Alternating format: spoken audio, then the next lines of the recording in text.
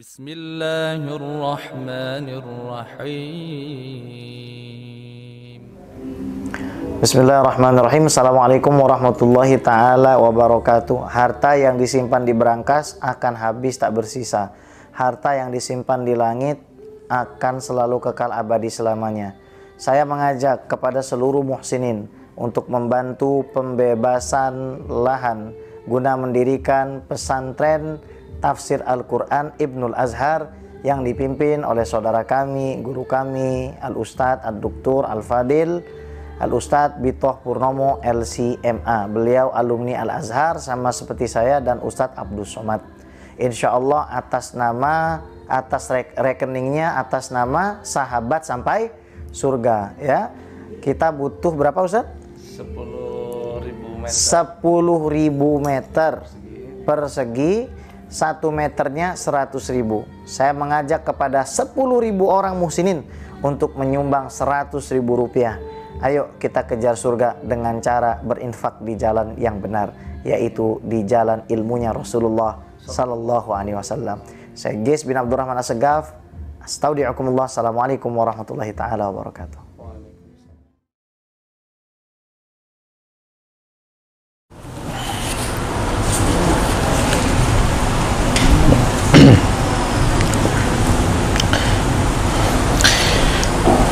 Bismillahirrahmanirrahim. Assalamualaikum warahmatullahi wabarakatuh. Alhamdulillah wassalatu wassalamu ala sayyidina Rasulillah wa ala alihi wa sahbihi wa mawalah wattaba'a huda, amma ba'd.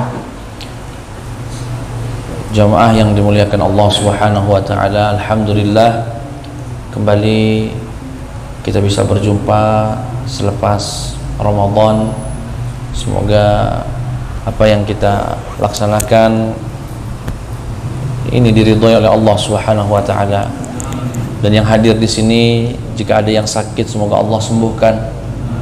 Jika ada yang gelisah semoga Allah tenangkan. Jika ada yang sempit rezekinya semoga Allah lapangkan. Yang belum punya jodoh semoga Allah berikan jodohnya. Yang belum ada keturunan Allah berikan keturunan. Allahumma amin.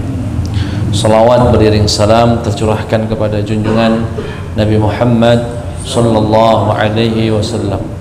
Semoga kita semua mendapatkan syafaatnya kelak di hari kiamat. Amin ya rabbal alamin. Pada malam hari ini hadis yang ke-32, hadisnya sangat pendek tapi luar biasa sekali maknanya ya.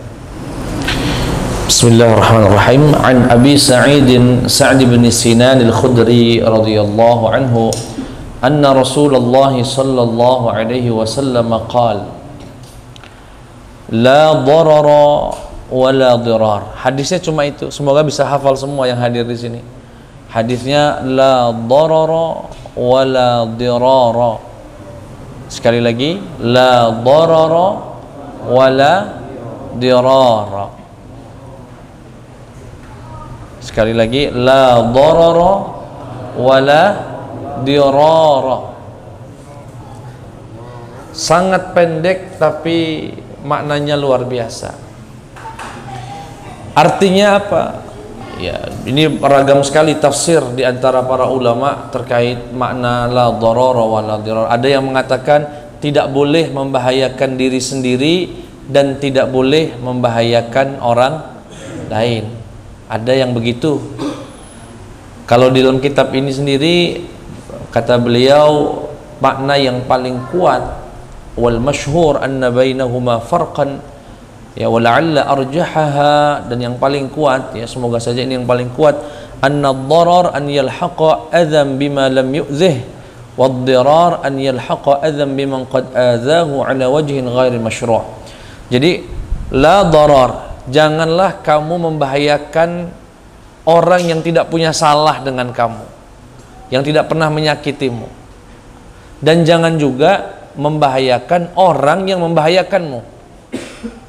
Itu makna yang menurut pengarang buku Al-Wafi ini paling kuat. Jadi ada yang mengatakan la darar, maksudnya janganlah berbuat sesuatu yang membahayakan orang yang nggak punya salah sama kamu, nggak pernah menyakiti kamu gitu. Wala dirar, maksudnya janganlah berbuat sesuatu yang membahayakan orang yang membahayakanmu. Sampai sini jelas ya? Ada yang mengatakan la darar wala dirar itu artinya adalah jangan bahayakan diri sendiri, jangan bahayakan orang lain. Intinya apa? Nggak boleh membahayakan orang, baik diri sendiri ataupun orang lain. Nah, hadis ini merupakan sumber dari salah satu 5 kaidah besar dalam hukum Islam. Nah, nanti pernah Ustaz sampaikan mungkin sekilas. Kita itu terutama dalam mazhab Imam Syafi'i disebutkan khamsun muharraratun khamsun qawaid, khamsun muharraratun bentar.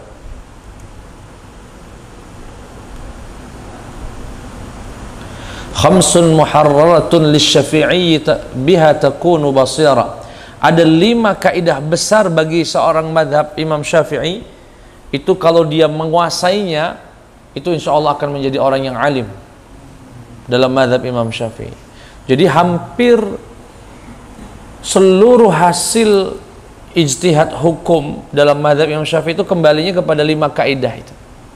Apa saja 5 kaidah itu ya, dan nggak penting ya, maksudnya nggak penting, nggak harus paham hari ini ya. Yang pertama, al-umuru bimaqasidiha, segala sesuatu itu bergantung dengan niatnya. Yang kedua, al-yaqin la yazulu bisyak, keyakinan tidak boleh dirusak, digoyang, diganggu dengan keraguan. Yang ketiga al-masyaqqatu tajlibu taysir, setiap kali ada kesusahan selalu akan mendatangkan kemudahan. Yang keempat, al-'adatu muhakkamah, kebiasaan itu bisa menjadi sumber hukum. Dan yang kelima yang akan kita bahas hari ini, dan biarkan yang 4 tadi lewat deh. Yang kelima adalah ad-dararu yuzal. Ini kaidah besar dalam hukum Islam. Apa itu ad-dararu yuzal? Bahaya itu harus dihilangkan. Bahaya itu harus dihilangkan. Nah, dari kaidah ini banyak kemudian muncul kaidah-kaidah turunan. Kaidah-kaidah turunan, dan Ustaz tidak menjelaskan sesuai apa yang dalam kitab ini, hanya mengambil beberapa saja ya, sebagai pemula dari kajian kita setelah libur lama. Jangan serius-serius nian, kaget tidak. Baik, di antaranya kaidah yang merupakan turunan dari hadis ini ya, Ustaz ambilkan di sini beliau sebutkan lebih dari 5. Apa tadi maknanya? Ad-dararu yuzal, dilarang, membahayakan. Ad-dararu yuzal itu bahaya harus dihilangkan. Bahaya harus dihilangkan. Ini hadis ini ditafsirkan oleh beliau sampai hampir 15 halaman. Jadi banyak sekali, kalau kita kaji semua nanti tidak cukup waktu kita ya. Ustaz akan ambil sebagiannya saja. Baik, yang pertama misalnya ad-dararu yuzal, bahaya itu harus dihilangkan. Apa misalkan contohnya ad-dararu yuzal itu harus dihilangkan? Ya, kalau ada, mulai dari yang kecil ya, kalau kita sedang berjalan di jalan melihat beling, ya dihilangkan. Bahkan dikatakan al-iman bid'atun wa sab'una syu'bah, iman itu ada 70 cabang lebih. Paling tingginya adalah la ilaha illallah. Paling rendahnya adalah imatatul adza 'anil thariq, mengambil sesuatu yang membahayakan orang lain dari jalan. Ada ranting, kalau bisa kita berhenti, singkirkan ranting itu, tapi jangan di tol ya. Kalau di tol gawat. Di tol bahaya. Intinya apa? Kalau ada sesuatu yang mengkhawatirkan, membahayakan, dihilangkan, dan itu bagian dari perintah dalam agama. Berikutnya, ya, kaidah yang berikutnya. Turunan ya, kaidah turunan dari kaidah besar itu. Ad-darar la yuzalu bimithlih. Bahaya itu dihilangkan, tapi jangan dihilangkan dengan bahaya yang lain. Bahaya itu harus dihilangkan, tapi kalau dihilangkan bukan dengan mendatangkan bahaya yang setimpal. Misal ada orang butuh donor darah, dokter membutuhkan darah, tahu-tahu ada orang datang, saya mau donor katanya. Setelah diperiksa, orang ini kalau didonor bakal pingsan ini. Menghilangkan bahaya pasien ini dengan membahayakan orang, ini juga nggak boleh dalam syariat. Atau misalnya saya mau nyumbang jantung Pak Ustadz, ada orang butuh jantung, aku nak nyumbang, biar dia, nggak boleh menghilangkan bahaya orang ya dengan cara membahayakan diri sendiri misalnya. Atau misalnya rumahnya kan banjir, rumahnya banjir, bahaya nggak itu? Harus dihilangkan nggak banjir? Hilangkan. Tapi cara menghilangkannya apa? Diambilnya pompa, disedotnya air di rumah, dibuang ke rumah tetangga. Boleh nggak itu? Nggak boleh.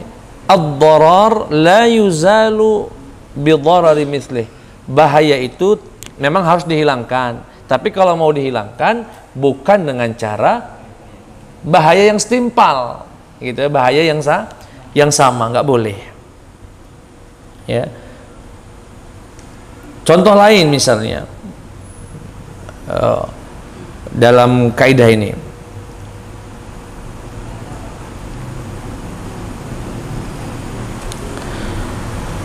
orang punya hutang, ya, tidak mau bayar, sehingga orang yang mau menagih hutangnya itu nggak bisa ngambil. Udahlah, dia ini diminta baik-baik nggak mau bayar hutangnya. Terus gimana? Aku nak maling malam kaki. Nak aku maling harta dia ini. Dia mau menghilangkan bahaya, tapi dengan cara nggak boleh. Itu tidak dibenarkan dalam syariat. Kaidah yang kedua, yang merupakan kaidah turunan, ad-darurat tubihul mahdzurat. Ini sangat terkenal. Sesuatu yang emergensi, membahayakan, yang mengancam nyawa, itu dapat menghalalkan yang haram. Sekali lagi, jika ada bahaya, sesuatu yang mendesak, mengancam nyawa kita, itu dapat menghalalkan yang haram. Sering kasih contoh, seorang wanita yang mau melahirkan, ya, sebetulnya dia haram membuka auratnya di depan dokter. Tapi dalam kondisi itu, karena akan membahayakan nyawanya dan nyawa janinnya, sehingga bahaya yang semacam ini menjadi alasan dibolehkannya yang haram. Itu kaidah turunan dari ini. Prinsipnya kan bahaya harus dihilangkan. Nah, di antara kondisi yang saat itu kita wajib menghilangkan bahaya adalah kondisi-kondisi darurat. Seperti istri yang tadi, ya, kita sudah cari bidan perempuan nggak dapat, adanya laki, ya sudah, auratnya harus terbuka. Haram nggak saat itu? Nggak haram, boleh. Berdasarkan kaidah apa tadi? Ad-darurat tubihul mahdzurat.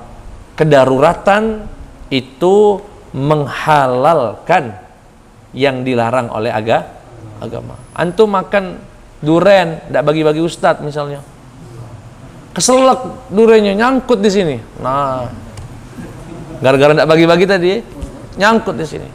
Turun lidah, keluar lidah. Bahasa Arabnya ghussah. Makanya nanti salah satu azab di neraka itu, ya, adalah ghussah. Itu diberikan sesuatu makanan yang nggak bisa ketelan, nggak bisa keluar, napasnya nggak bisa. Saat itu mencari minum, tidak ada. Tahu-tahu dapat tuak dia. Paca ada tuak di rumah itu ya, lah siap itu tuaknya. Boleh nggak Ustaz saya minum tuak itu? Ustaz? Boleh. Padahal kita tahu tuak itu haram aslinya. Tapi dalam kondisi ini, darurat tadi, kalau kita minum menjadi halal, tidak masalah. Kedaruratan menghalalkan yang haram. Baik. Tapi kaidah ini harus dipahami dengan benar.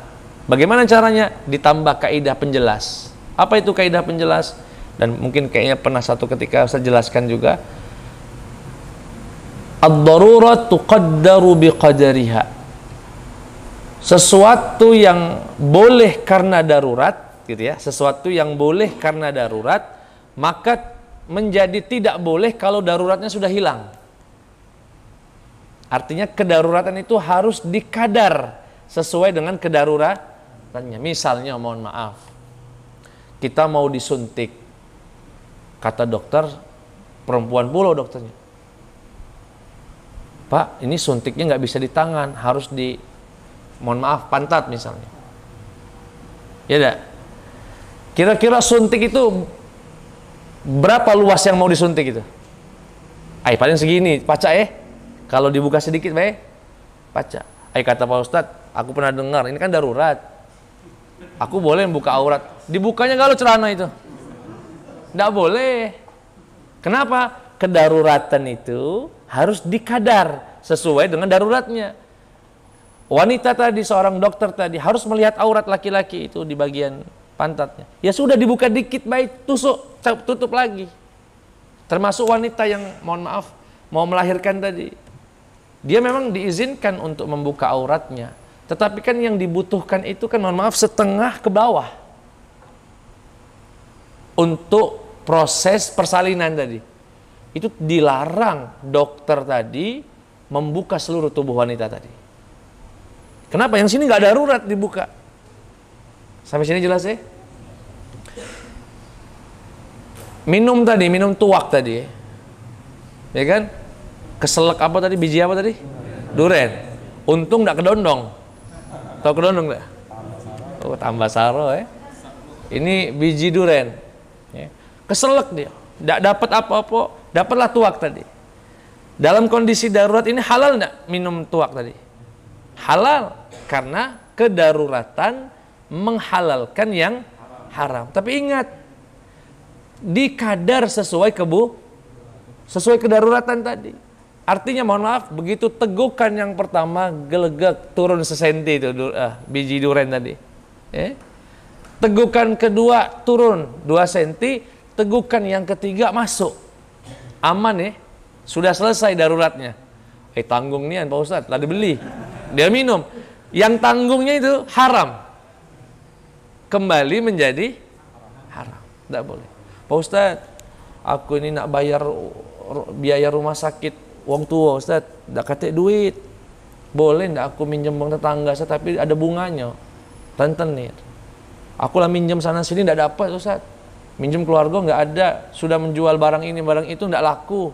Sedangkan ini harus dikeluarkan dari rumah sakit kalau nggak dibayar. Boleh nggak Ustadz? Boleh. Dengan kaidah tadi apa? Keterdesakan itu bisa menghalalkan yang haram. Berapa butuhnya dari rumah sakit? Bayaran ke rumah sakit 2 juta Ustadz. Terus kamu minjemnya berapa? 2.500.000 Ustadz. Nah 500 itu apa? Sekalian Ustadz nunggu wong sakit Ustadz, beli nasi padang kami itu. Nah, yang 500.000-nya itu haram. Karena darurat itu dikadar sesuai dengan kedaruratannya. Pernah Ustadz sampaikan contoh, dia berada di hutan belantara sana, tidak ada makanan, lapar luar biasa, nyawa hampir hilang, hanya mendapatkan daging babi. Setelah dapat daging babi, disembelihnya babi, dia makan. Halal nggak ini? Halal. Berdasarkan kaidah tadi apa? Ad-darurat tubihul mahdzurat. Setelah dia makan sesuap, 2 suap, 3 suap, hilang tuh bahayanya, sudah mulai. Sudah hilang kedaruratannya. Itu tidak boleh dia bungkus. Untuk stok kaget kalau darurat lagi kan. Tidak boleh. Berdasarkan kaidah penjelasnya, ad-darurat tuqaddaru biqadariha. Kira-kira jelas ya? Insyaallah. Dan ini ada dalilnya semua, Ustaz tidak sebutkan saja karena kita waktu yang terbatas. Yang berikutnya, turunan dari kaidah ini, dar'ul mafasidi muqaddamun 'alal jalbil masalih. Meninggalkan bahaya itu lebih dikedepankan daripada mendapatkan maslahat. Ustaz ulangi lagi, meninggalkan bahaya itu lebih dikedepankan daripada mendapatkan maslahat.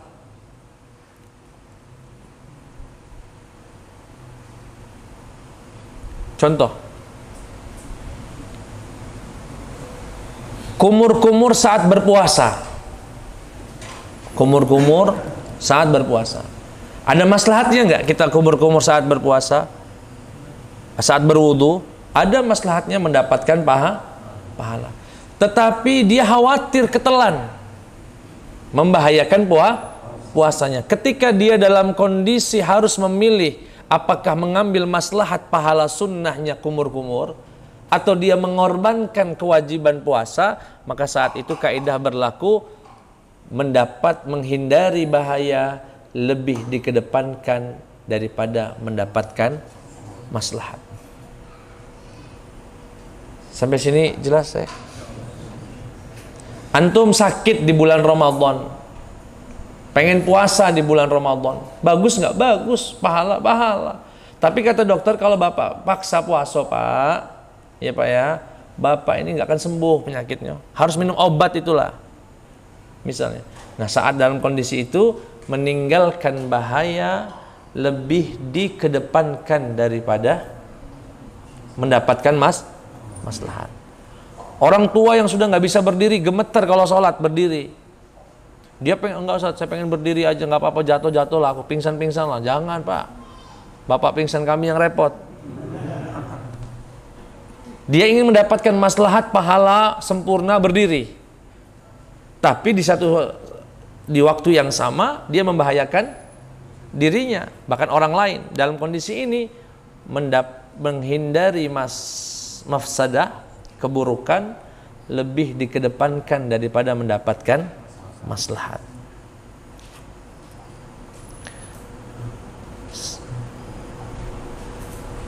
Minum khamr itu bagi sebagian orang maslahat nggak? Maslahat tidak? Terutama Ustaz kami itu Ustaz ya, pelaut Ustaz. Saya tahu betul ya, karena keluarga kami banyak yang pelaut sebetulnya. Cerita kalau sudah berlayar itu kalau tidak minum khamr dingin badan Ustaz. Artinya dia minum khamr itu untuk mendapatkan satu maslahat, yaitu menghangatkan tubuh lah, macam-macam lah. Tapi di waktu yang sama dia membahayakan dirinya dengan merusak akalnya, membuat dia candu dengan itu. Nah, berdasarkan kaidah yang kita sebutkan tadi, menghindarkan keburukan itu lebih dikedepankan daripada mendapatkan maslahat. Dalam konteks pariwisata, dan ini pernah terjadi debat besar di Dubai waktu itu terkait negara itu saat itu mau membuka pariwisata bule gitu ya, pantai dengan segala fasilitasnya. Atau kita lah di Indonesia saja mau buka tempat pariwisata ya, yang menyediakan khamr, yang menyediakan prostitusi dan sebagainya. Dibuka pariwisata itu besar-besaran demi mendapatkan maslahat, yaitu membuka lapangan kerja, ya, meningkatkan perekonomian, macam-macam lah, menjadikan tempat refreshing sebagainya. Tapi di waktu yang sama ada bahaya yang mengancam. Apa bahaya? Kerusakan moral, ya, kemudian ketimpangan, karena ya pada dasarnya nanti pariwisata itu yang punya modal itulah yang bakal, dan sebagainya. Jika itu kondisinya, ya, jika kondisinya tidak bisa terlepaskan, yaitu memilih mendapatkan maslahat atau menghindarkan mafsadah, pilihannya dalam kaidah kita mengedepankan menghindari mafsadah daripada mendapatkan maslahat. Dan sebetulnya dalam penelitiannya, turis yang datang untuk ilmu, untuk penelitian, untuk itu lebih berduit daripada yang datang cuma untuk jemuran di pinggir laut itu. Iya. Jadi orang yang datang untuk melakukan penelitian di negeri kita misalkan, atau kalau di Mesir itu untuk fosil, ya, mencari mumi macam-macam, itu lebih berduit daripada yang datang liburan 2 minggu, minta perempuan, minumkan sediakan khamar. Itu duit ngepres, itu ngutang pula mereka itu rata-rata. Ya. Jadi salah sasaran. Ya, sekali lagi kaidah mengatakan jika terdapat mafsadah dan maslahah, kedepankan menghindari mafsadah atau keburukan. Yang berikutnya, jika ada dua, kita dihadapkan dalam satu waktu itu ada dua keburukan dan harus memilih salah satunya, maka ambillah yang keburukannya lebih sedikit. Yang keburukannya lebih, kelaparan luar biasa di hutan belantara, tidak ada, atau ini baru beberapa waktu lalu saya lihat videonya ini ya. Jadi ada orang pendaki gunung batu itu di Amerika apa di mana nggak tahu, jatuh dari batu paling tinggi, tersangkutlah tangannya di sela-sela batu, teriak sana sini nggak ada yang bantu karena dia mendaki sendirian. Dia coba untuk ngelepas, gak lepas-lepas. Sehari, 2 hari, seminggu, sampai gak bisa makan, udah lemes. Akhirnya di video itu dia putuskan untuk memutus tangannya, potong sama dia tangannya, ambil alat seadanya, dihancurkan, ya sudah membusuk yang sisa. Jadi dia tarik dengan yang videonya itu ya, dia gigit kainnya, lepas, putuslah. Keputusan dia ini sesuai dengan syariat. Ketika dia dihadapkan dalam kondisi dihadapkan dua keburukan, ambillah, lakukanlah keburukan yang paling ringan. Kan keburukannya apa di sini? Hilang tangan atau hilang nyawa?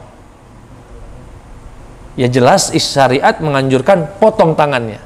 Bahkan dalam mazhab Imam Syafi'i, kalau kita sedang kelaparan luar biasa, hewan yang haram pun nggak ada. Yang haram aja nggak ada, ya, babi nggak ada, kucing nggak ada yang bisa dimakan pokoknya. Itu diizinkan untuk memakan sebagian jasad sendiri. Ya, semoga insya Allah tidak terjadi ya, tapi Islam itu hadir dalam setiap kondisi. Andaikan itu terjadi, ada jawabannya. Boleh, istilah kata itu, memakan sebagian jasad kita untuk mempertahankan kehidupan. Sampai sini jelas ya? Jadi Ustaz ketika nonton video itu ya, yang terbayang adalah kaidah idza ta'aradatil mafsadatan ru'iya akhaffuhuma, gitu ya. Kalau ada dua keburukan maka perhatikan yang paling ringan. Gitu. Perhatikan yang paling ringan. Kalau ada dua calon presiden, dua-duanya buruk. Nah. Ustaz nak ngomong sini ya. Dua-duanya enggak ideal lah. Gimana Ustaz? Lihat yang mafsadanya paling dikit. Kan ada satu zolim misalnya. Calon kedua zolim banget. Pilih yang zolim biasa baik daripada yang zalim. Dan itu hukumnya wajib kita melakukan itu. Tapi ya, namanya penilaian bisa subjektif. Ya, tapi prinsip dasarnya adalah melihat mana mafsadah yang paling sedikit. Oh, ini kondisi sangat luar biasa. Ya. Yang berikutnya sudah berapa tuh? Berapa? 4 yang turun ini ya, apa? Turunannya ya. Baik. Yutahammal dararul khas li daf'i dararil 'am. Mengorbankan bahaya atau menimbulkan bahaya yang khusus demi menghilangkan bahaya yang besar. Nggak apa-apa. Ustaz ulangi lagi. Jika ada sesuatu keputusan ini menyebabkan bahaya pada satu pihak, tapi dengan keputusan itu menghindarkan banyak pihak dari bahaya, itu dianjurkan dalam syariat, bahkan diperintahkan. Contoh, ada orang sedang paceklik seperti pandemi kemarin sempat, atau minyak goreng nih lah ya, minyak goreng itu darurat nggak kira-kira di Indonesia ini ya? Ditimbun ya, dia menimbun apa namanya, hak dia sebetulnya, dia mau menimbun, orang punya dia sendiri. Ada orang tengkulak di kampung kita, penjual minyak goreng, tahu minyak lagi langka, ditimbun sama dia. Sebetulnya hak dia, nak jual itu hak dia. Tapi pemerintah bisa memutuskan wajib dijual. Jadi memberikan keputusan yang mengakibatkan bahaya kepada satu pihak demi menghindarkan banyak orang dari bahaya yang lebih umum, yang lebih luas. Itu juga diperbolehkan. Di sini kalau dikasih contohnya di sini, diperbolehkan untuk hakim muslim yang adil memaksa pemilik barang menjual barangnya. Menjual barangnya. Ya. Dengan harga pasar. Bayangkan, dengan harga, artinya harga yang tidak boleh dinaikkan juga. Baik Bapak Ibu yang dimuliakan Allah Subhanahu wa taala, itulah beberapa kaidah yang lahir dari hadis la darara wa la dirar. Kalau tahu paham kaidah ini ya, dengan beberapa contoh yang saya sebutkan, sebetulnya banyak kasus yang bisa kita selesaikan. Nah, sebagai penutup dari kajian kita pada malam hari ini, sebagai pembuka saja, nggak terlalu serius ya. Makna tidak boleh membahayakan itu tidak termasuk di dalamnya menghukum orang jahat. Ada orang maling, ditangkap, mau dihukum, saat dihukum hukumannya potong tangan, membahayakan orang nggak itu? Yang bahaya begini tidak dimaksud dalam hadis ini. Kenapa? Yang dimaksud tidak boleh membahayakan orang adalah tidak boleh membahayakan orang dengan cara yang tidak dibenarkan oleh syariat. Kalau memotong tangan maling, mencambuk pezina, ya, mencambuk tukang minum khamar, itu kan membahayakan sebetulnya secara personal. Akan tetapi yang semacam ini bukan yang dilarang oleh syariat. Yang dilarang oleh syariat adalah membahayakan orang lain dengan hal yang tidak dibenarkan. Perang misalnya, ada penjajah datang ke Indonesia, mau merebut negara kita. Boleh nggak kita membunuh dia? Penjajah itu. Boleh tidak? Jangan katanya nggak boleh saat berdasarkan hadis la doror wala diror. Nggak boleh membahayakan loh. Oh, nah, ini tidak termasuk dalam larangan Rasul. Justru akan bahaya kalau kita tidak membunuh mereka. Begitu ya. Jadi kisos, penjara, denda, pokoknya yang sifatnya hukuman kepada si pelaku yang melakukan kesalahan itu tidak termasuk bahaya yang dilarang oleh syariat. Yang dilarang adalah bahaya yang tidak dibenarkan oleh syariat. Wah, itu saja yang bisa saya sampaikan pada kesempatan kali ini ya, dengan singkat. Semoga bisa sedikit menambah wawasan kita. Ya, saya tutup. Assalamualaikum warahmatullahi wabarakatuh. Jika ada yang